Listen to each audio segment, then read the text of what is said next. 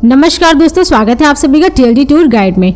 दोस्तों आज की इस वीडियो में हम बात करने वाले उत्तर प्रदेश के प्रतापगढ़ जिले में स्थित मनगढ़ मंदिर के बारे में कि आप यहां कब जाएं, कैसे जाएं, यहां रुकने और खाने पीने की क्या क्या सुविधा है और यहां आप दर्शन करने के साथ साथ कहां घूम सकते हैं। ये पूरी A to Z कंप्लीट जानकारी मैं आप सभी को इस वीडियो में दूंगी और वीडियो के अंत में ये भी बताऊंगी कि आपको मनगढ़ मंदिर के दर्शन करने और यहाँ घूमने में कुल कितना खर्चा लग सकता है। तो इस वीडियो को बिना स्किप किए पूरा अंत तक जरूर देखेगा ताकि आपको मनगढ़ टेम्पल से संबंधित पूरी A to Z complete information मिल सके। तो चलते वीडियो को स्टार्ट करते हैं और बात करते हैं मनगढ़ मंदिर की।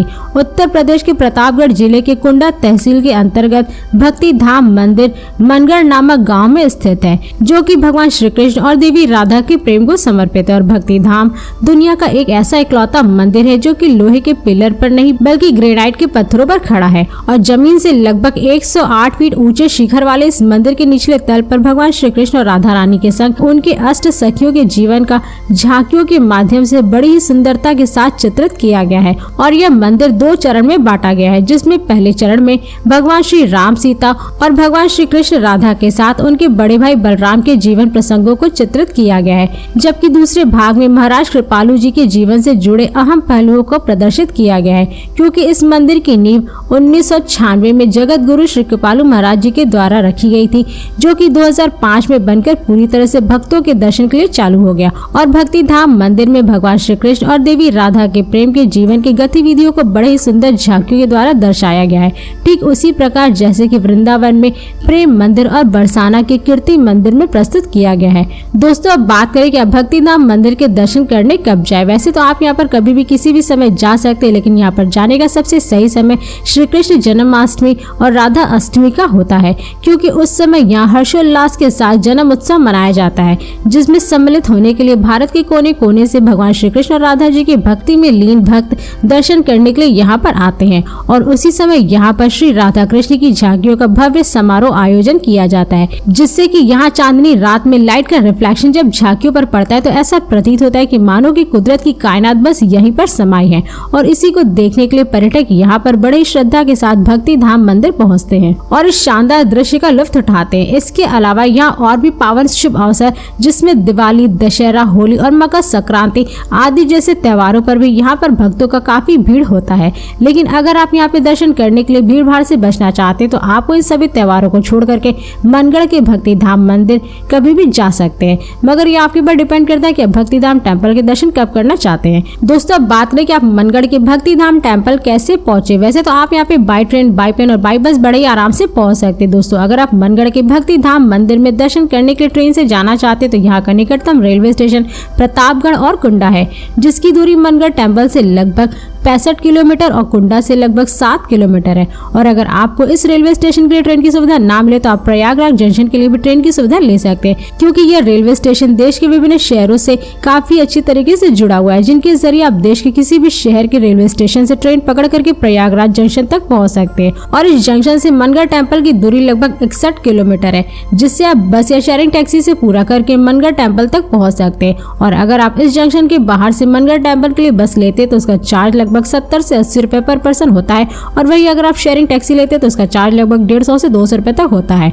और दोस्तों यदि आप मनगढ़ टेम्पल फ्लाइट से जा रहे हैं तो यहाँ का निकटतम एयरपोर्ट प्रयागराज एयरपोर्ट है, जहाँ से मनगढ़ टेम्पल की दूरी लगभग 60 किलोमीटर है। और अगर आपको इस एयरपोर्ट के लिए फ्लाइट की सुविधा ना मिले तो वाराणसी में स्थित लाल बहादुर शास्त्री इंटरनेशनल एयरपोर्ट के लिए भी फ्लाइट की सुविधा ले सकते हैं, क्योंकि यह एयरपोर्ट देश के विभिन्न शहरों दिल्ली, मुंबई, चंडीगढ़, बैंगलोर, हैदराबाद और कोलकाता आदि जैसे शहरों के एयरपोर्टों से एयरलाइंस के द्वारा काफी अच्छी तरीके से जुड़ा हुआ है, जिनके जरिए आप अपने शहर से फ्लाइट पकड़ करके डायरेक्ट वाराणसी के इस एयरपोर्ट तक पहुंच सकते हैं। और इस एयरपोर्ट से मनगढ़ टेम्पल की दूरी लगभग 191 किलोमीटर है, जिसे आप बाई बस या रिजर्व टैक्सी के थ्रू पूरा करके पहुंच सकते हैं। और यदि आप मनगढ़ टेम्पल बस से जाना चाहते हैं तो आपको मनगढ़ टेम्पल जाने के लिए डायरेक्ट बस की सुविधा प्रयागराज, प्रतापगढ़, लखनऊ और फाफामऊ आदि जैसे शहरों से मिल जाएगी, जिनके जरिए आप किसी भी शहर से इन शहरों तक पहुँच करके वहाँ से बस ले करके डायरेक्ट मनगढ़ टेम्पल टेम्पल तक पहुंच सकते हैं। और वहीं अगर आप मनगढ़ टेम्पल अपने निजी वाहन, कार या बाइक से जाना चाहते हैं तो आप यहाँ पर बड़ी आराम से पहुंच सकते हैं, क्योंकि प्रतापगढ़ में स्थित मनगढ़ टेम्पल की सड़कें देश के विभिन्न शहरों की सड़कों से काफी अच्छे तरीके से जुड़ी हुई है, जिनके जरिए आप अपने देश के किसी भी कोने से अपने निजी वाहन, कार या बाइक से मनगढ़ टेम्पल तक पहुंच सकते हैं। दोस्तों अब बात करें कि आप मनगढ़ टेम्पल पहुंचने के बाद यहाँ पे कहाँ स्टे करें।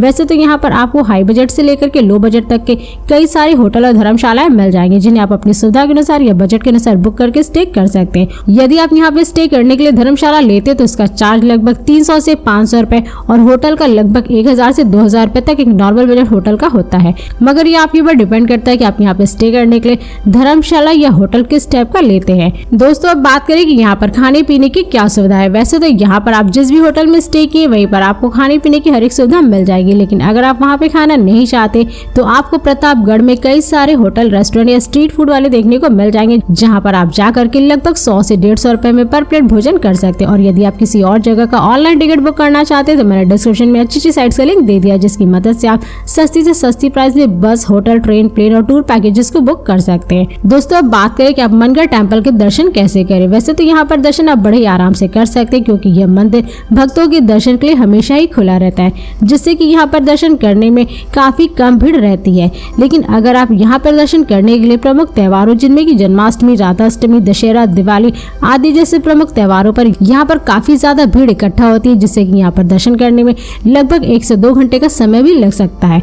तो मंदिर के गर्भगृह में आप पहुंच करके भगवान श्री कृष्ण, राधा जी के दर्शन करिए, मत्थे टेकिए और यहाँ पर घूमने फिरने के बाद आप मंदिर से बाहर निकल जाएं। दोस्तों अब बात करें कि आप मनगढ़ टेम्पल के दर्शन करने के बाद यहाँ पर कहाँ घूमे। वैसे तो आप यहाँ पर सबसे पहले बेल्हा देवी धाम के दर्शन कर सकते हैं। प्रतापगढ़ में साई नदी के किनारे पर बना हुआ यह मंदिर बेल्हा देवी को समर्पित है, जो कि माँ दुर्गा का ही एक स्वरूप है, जिनके दर्शन करने के लिए श्रद्धालु यहाँ पर बहुत ही दूर दूर से आते हैं। और साई नदी के किनारे बसे इस मंदिर से आप साई नदी का खूबसूरत दृश्य भी देख सकते हैं। और इस मंदिर के पास में हनुमान जी और भगवान शिव जी के भी दर्शन करने के लिए आपको मिल जाएंगे। और ऐसा कहा जाता है कि इस मंदिर में दर्शन करने से सभी मनोकामनाएं पूर्ण होती है। इसी के साथ ही आप यहाँ चिलबिला पार्क भी घूम सकते हैं। चिलबिला पार्क चारों तरफ से हरे भरे पेड़ों से घिरा हुआ प्रतापगढ़ का एक सुंदर स्थान है, जहां पर आपको खूबसूरत प्राकृतिक दृश्य देखने को मिलता है। और यहीं पर आपको साईं बाबा का आश्रम और मंदिर भी देखने को मिलेगा, जहां पर आप दर्शन कर सकते हैं। और इसी के साथ आप यहाँ पर